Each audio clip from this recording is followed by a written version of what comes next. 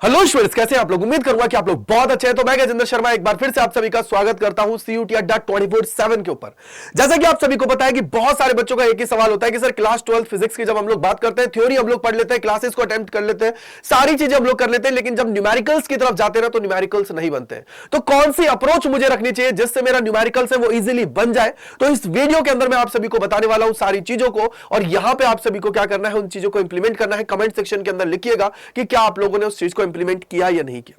सबसे पहले मैं अगर यहां पे बात करता हूं तो मैंने सेक्शंस के अंदर कुछ चीजें डिवाइड किया कि यार राइट अप्रोच क्या होनी चाहिए न्यूमेरिकल्स को सॉल्व करने के लिए, कौन कौन सी एरर्स आप लोग कर रहे हो और वेटेज क्या है। अगर मैं वेटेज की बात करता हूं कि सर किस तरीके से सारी चीजें इसके अंदर है, किस तरीके से सारा इसका वेटेज है, कौन कौन से चैप्टर्स को मुझे पहले उठाना चाहिए जिससे मेरे अंदर कॉन्फिडेंस आ जाए, इन सारी चीजों के बारे में हम लोग यहां पे जानने वाले हैं। सबसे इंपॉर्टेंट है, जैसा कि आप सभी को पता है कि यार बहुत सारे बच्चे ऐसे होते हैं कि सर यहां पे अगर हम लोग सिंपली बोले तो वो लोग क्या करते हैं कि सर रटन विद्या पे काम करते हैं, चीजों को कर रहे हैं बस।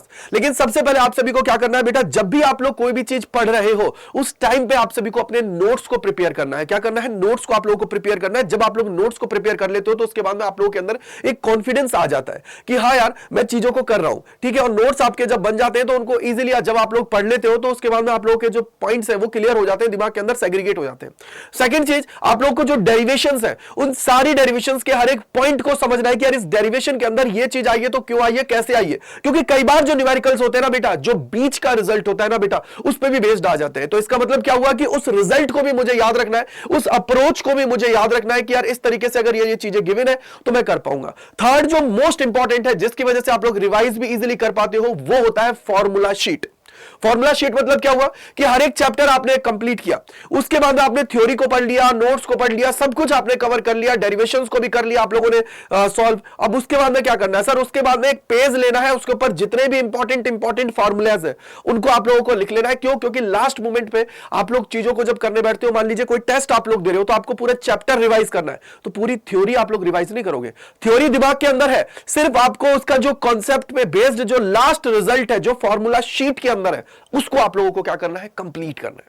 जिससे आपके अंदर क्या हो जाएगा, एक सेल्फ कॉन्फिडेंस आ जाएगा कि हाँ यार हम लोग कर सकते हैं चीजों को, हाँ यार मैं चीजों को कनेक्ट करते हुए आगे बढ़ सकता हूं। तो वो कॉन्फिडेंस आना आपके अंदर जरूरी है, क्योंकि जब भी कोई सवाल आप सभी के सामने आता है ना, तो जब तक आपके अंदर ये कॉन्फिडेंस नहीं आएगा ना कि यार इस सवाल को मैं ट्राई करूंगा, मुझसे बनेगा, तब जाके आप ये सोचिए कि जब तक वो कॉन्फिडेंस नहीं है ना यार, तब तक चीजें चाहे कितना ही आसान क्यों ना आ जाए, कॉन्फिडेंस नहीं आता है। तो कॉन्फिडेंस भी बिल्ड करना जरूरी है। अब सबसे बड़ी बात है कि मैं पहली अप्रोच की तरफ चलता हूं कि सर मेरी पहली अप्रोच क्या कहती है। पहली अप्रोच, अगर आपके सामने कोई भी सवाल आता है ना बेटा, तो उसको कैसे सॉल्व करना है। देखो दो तरीके हैं, अपनी तैयारी आप लोग करते हो तो पहला तरीका तो यह है कि सर मेरे सामने कोई भी डेटा, आप देखो आप लोगों को हो सकता है कि किसी किसी को डायरेक्ट समझ में नहीं आए, तो आप लोग क्या करोगे, तैयारी को बेहतर करने के लिए सबसे पहले आप लोग क्या करोगे, जो भी सॉल्व्ड एग्जांपल्स है उनको सॉल्व करिए, जिसमें सारे कॉन्सेप्ट है। आपने सवाल देखा, आपको कॉन्सेप्ट याद आया, तो उसको आप लोगों ने चीजों को देखा कि क्या मैंने जो सोचा था और जो बुक के अंदर दे रखा है क्या वो सेम है। यानी कि पहली अप्रोच क्या होनी चाहिए, सॉल्व्ड एग्जांपल्स है उनको आप लोग कंप्लीट कर लीजिए, जिससे एक कॉन्फिडेंस आ जाएगा कि हाँ यार इस तरीके के सवाल है, इस तरीके की वैरायटी ऑफ सवाल इसके अंदर पूछे जाते हैं, मैं उनको कर पाऊंगा। जब आप लोग कोई सवाल करने जा रहे हो, कोई न्यूमेरिकल करने जा रहे हो, तो उस टाइम पे कुछ पॉइंट्स को याद रखो। सबसे पहले अगर कोई डायग्राम बेस्ड सवाल है, उसका डायग्राम बना लो। सेकंड चीज, अगर सवाल में वैल्यूज कोई दे रखी है तो आप लोग क्या लिखोगे, उन वैल्यूज के पैरामीटर्स है ना उनको लिखोगे, यानी कि गिवन डेटा को आप लोग लिखोगे कि सर क्या क्या इसके अंदर दे रखा है। फॉर एग्जांपल रेडियस दे रखा है, चार्ज दे रखा है, वेलोसिटी दे रखी है, या कुछ और दे रखा है। तो अगर ये दे रखा है तो उसके बाद में आप लोग देखोगे कि यार यहां पे इन सारी चीजों पे बेस्ड सवाल पे बेस्ड फॉर्मूला कौन सा है। क्योंकि देखो ये चीज तो आपको क्लियर हो जाएगी, अगर वहां पे करंट लिखा हुआ है तो करंट इलेक्ट्रिसिटी से ही सवाल है। या फिर अगर आप लोग कोई और बोलोगे कि सर मैं यहां पे रे ऑप्टिक्स पढ़ रहा हूं, तो रे ऑप्टिक्स में अगर यहां पे कॉन्वेक्स और कॉनकेव लिखा हुआ है तो मतलब रे ऑप्टिक्स का सवाल है। इतना तो आप लोग वहां पे चेक कर सकते हो। इंटेंसिटी बेस्ड है, यानी कि सर मेरा कौन से चैप्टर पे बेस्ड है, 10th चैप्टर पे बेस्ड है, इतना तो मैं आइडेंटिफाई कर लूंगा और उसके जितने भी फॉर्मुलेज हैं उन फॉर्मुलेज को दिमाग में रिकैप करूंगा। अगर बैठ के आप लोग सॉल्व कर रहे हो पहले, तो फॉर्मूला शीट को ले लो, कोई दिक्कत की बात नहीं है, दिमाग में पहले आइडेंटिफाई करो। उसके बाद में क्या करना है, उसके बाद में फॉर्मूला तुमने देख लिया, अब देखो कि क्या यहां पे यूनिट कन्वर्जन की रिक्वायरमेंट है। यूनिट कन्वर्जन का मतलब क्या हुआ, क्योंकि जनरली जितने भी न्यूमेरिकल्स होते हैं ना वो ऐसा यूनिट पे बेस्ड ही आप लोगों के लास्ट रिजल्ट आते हैं। ऐसा नहीं है कि सर हो सकता है कई बार वो आप लोगों से जो CGS है या किसी और के अंदर आप लोगों से करवा ले, बट मोस्टली टाइम आप लोगों का क्या होता है, ऐसा यूनिट्स पे बेस्ड आपका आता है कि अगर आप लोगों की लेंथ दे रखी है तो मीटर में ही लेना है, अगर आपका वॉल्यूम दे रखा है तो आप लोगों को मीटर क्यूब के अंदर ही लेना है, अगर आप लोगों को यहाँ पे एरिया दे रखा है या कुछ और दे रखा है तो उसके अकॉर्डिंग आप सभी को लेना है, मास दे रखा है तो केजी में ही लेना है। तो ये सारी चीजें आप सभी की है, तो वो स्टैंडर्ड यूनिट में कन्वर्जन आना चाहिए कि कल को ग्राम में दे दिया तो आपको उसको केजी में कन्वर्ट करना है, सेंटीमीटर में दे दिया तो मीटर में, एमएम में दे रखा है तो मीटर में कन्वर्ट कर दीजिए, ये आप लोगों को करना आना चाहिए। तो यूनिट कन्वर्जन हो गया, आपने फॉर्मूला आइडेंटिफाई कर लिया, फॉर्मूला आइडेंटिफाई करने के बाद में अब इसमें देखो कि क्या क्या सवाल में दे रखा है। फॉर एग्जांपल अगर करंट दे रखा है, मुझसे पूछ लिया कि भैया मुझे तो टाइम निकालना है, तो देखिए क्या यहां पे चार्ज की बात की गई है या नंबर ऑफ बोला गया है कि नंबर ऑफ, अगर मैं इलेक्ट्रॉन की बात कर रहा हूं कहीं से कुछ ट्रांसफर हुआ है या कुछ और चीज दे रखी है जिससे लिंक हो सके, तो उन चीजों को आप लोगों को वहां पे चेक कर लेना है। चेक करने के बाद में अगर मैंने देख लिया है तो फिर मैं क्या करूंगा, फिर मैं करूंगा कि सर अब मुझे उससे रिलेटेड फॉर्मूला दिमाग में लेके आना है और उस फॉर्मूले को वहां पे पुट अप कर देना है, बाकी वैल्यूज को उसके अंदर डाल के सॉल्व कर लेना है। यही होता है फिजिक्स का एक्चुअली में। अगर आपको कोई भी सवाल बनाना है तो आप लोगों को पहले उसका डायग्राम बनाना आना चाहिए, डायग्राम बन गया तो आपको उसकी वैल्यूज को लिखना है और वैल्यूज बना के आप लोग चीजों को अच्छे से कर पाओगे। तो ये दिमाग में बिठा लीजिए कि सर इतना तो मुझे करना ही पड़ेगा। और अगर ये चीज भी नहीं हो रही है तो पहले आप लोग सॉल्व्ड एग्जांपल लगाइए, फिर उसके बाद में अनसोल्व्ड एग्जांपल की तरफ आप जाइए, तब जाके आप लोगों के अंदर क्या होगा, कॉन्फिडेंस आएगा। नेक्स्ट आप लोगों का कॉमन एरर क्या करते हैं कि सर मैंने पढ़ना स्टार्ट किया, सारी चीजें मैंने कर ली, लेकिन सर बाद में मेरे को लगा कि यार नहीं हो रहा मुझसे, तो मैं तो रटने लग गया। रटना नहीं है, फिजिक्स है, मैथ है, ये ऐसे सब्जेक्ट है जिसके अंदर आप सभी को प्रैक्टिस की जरूरत होती है। जब तक आप लोग वैरायटी ऑफ क्वेश्चंस की प्रैक्टिस नहीं करते हो ना बेटा, तब तक आपके अंदर कॉन्फिडेंस नहीं आता है। दिमाग में बिठा लीजिए, कॉन्फिडेंस लाने के लिए वैरायटी ऑफ क्वेश्चंस करना जरूरी है। जब तक इनको नहीं करोगे तब तक कॉन्फिडेंस नहीं आएगा। एक बार जब सवालों का अलग अलग तरीके के सवाल देख लिए तो उसके बाद में कॉन्फिडेंस बिल्ड हो जाएगा, और कॉन्फिडेंस बिल्ड हो गया ना एक बार, फिर आप लोग अच्छे से सवालों को कर पाओगे। तो ये दिमाग में बिठा लीजिए, ठीक है बेटा जी, क्लियर है। तो कॉमन एरर नहीं करना है, रट्टाफिकेशन बिल्कुल भी नहीं करनी है। इसके बाद में जो सबसे बड़ी बात कि भैया पीवाईक्यूज को प्रैक्टिस करना है, क्योंकि एटलीस्ट पीवाईक्यूज को आप लोगों ने लगा लिया तो आपके दिमाग के अंदर इतना तो है ना कि यार इससे रिलेटेड अगर सवाल आते हैं तो मैं उनको कर पाऊंगा। और एक रेफरेंस बुक आप लोगों को अपने पास रखनी है, क्योंकि रेफरेंस बुक के अंदर वैरायटी ऑफ सवाल आप सभी के आते हैं, वैरायटी ऑफ क्वेश्चंस आप सभी के होते हैं। एक कॉन्सेप्ट बेस्ड 4-4, 5-5 सवाल होते हैं, तो उनसे क्या होगा कि आपके अंदर कॉन्फिडेंस लेवल इंक्रीज होगा जब आप लोग वैरायटी ऑफ क्वेश्चंस को करोगे। तो यार आप लोगों ने पीवाईक्यूज कर लिया, वैरायटी ऑफ क्वेश्चंस कर लिया, इसके बाद में आप लोगों को क्या करना है, बोलो सर इसके बाद में अब आप लोग मॉक टेस्ट दीजिए या चैप्टर वाइज टेस्ट दीजिए या यूनिट वाइज टेस्ट दीजिए, वो आपके ऊपर डिपेंड करता है आपको कॉन्फिडेंस किस तरीके से करना है। अब यहां पे मैं बात करता हूं मोस्ट इंपॉर्टेंट चैप्टर्स की। तो बेटा देखो, हो सकता है आप में से बहुत सारे लोग ऐसे होंगे कि सर जिनके टॉपिक कुछ वीक हो, लेकिन आपको वीक के पीछे नहीं भगना है। पहले आपको सिंपल जो चैप्टर्स है ना उनको कंप्लीट कर लेना है। जैसे अगर मॉडर्न फिजिक्स की बात करते हो वो इजी है, उसके अलावा इलेक्ट्रोमैग्नेटिक वेव्स की बात करते हैं इजी है।